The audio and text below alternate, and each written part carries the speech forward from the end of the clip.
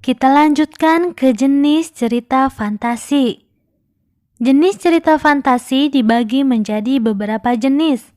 Yang pertama, berdasarkan kesesuaian dalam kehidupan nyata. Ada fantasi total, yaitu semua yang terdapat pada cerita tidak terjadi dalam dunia nyata, atau hanya rekaan pengarangnya saja.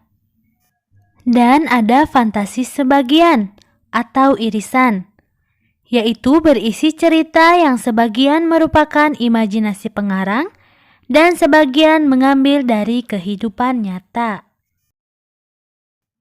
Jenis cerita fantasi yang kedua yaitu berdasarkan latar cerita. Ada fantasi sejaman, yaitu berisi cerita yang terjadi pada satu zaman atau pada satu masa saja, yakni masa kini, masa lampau, dan masa yang akan datang atau futuristik. Dan ada fantasi lintas waktu, yaitu berisi cerita yang terjadi pada dua zaman, yakni cerita masa kini dengan masa lampau dan masa kini dengan masa yang akan datang. Seperti yang sudah dijelaskan tadi, jenis cerita fantasi berdasarkan kesesuaian dalam kehidupan nyata ada dua, yaitu cerita fantasi total dan cerita fantasi sebagian atau irisan. Nah, kita akan coba mengaplikasikannya ke dalam tabel.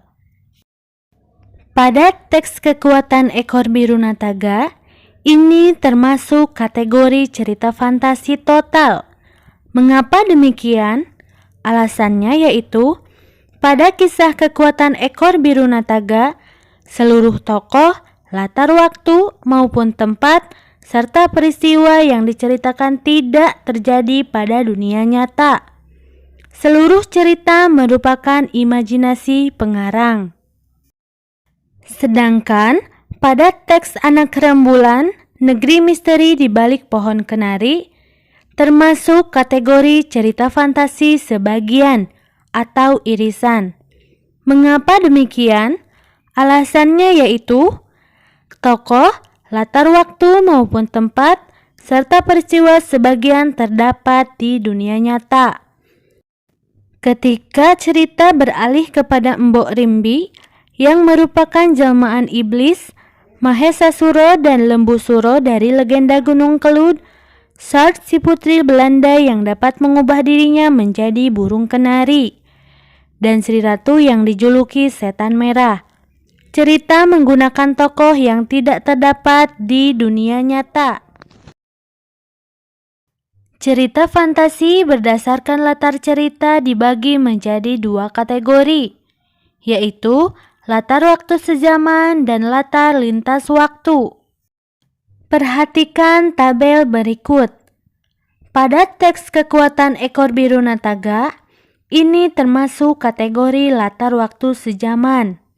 Mengapa demikian? Alasannya yaitu, pada cerita fantasi Kekuatan Ekor Biru Nataga berkisah pada satu zaman atau satu waktu saja, yaitu pada zaman Nataga memimpin pertempuran di Tanah Modo.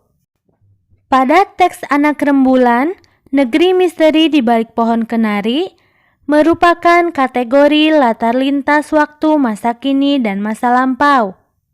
Mengapa demikian?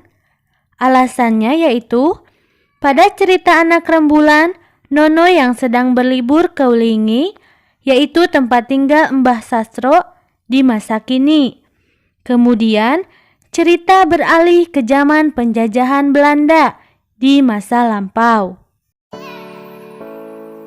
Sekian dulu pembahasan kali ini, semoga bermanfaat ya. Buat kalian yang sudah menonton video saya dari awal, terima kasih. Assalamualaikum warahmatullahi wabarakatuh.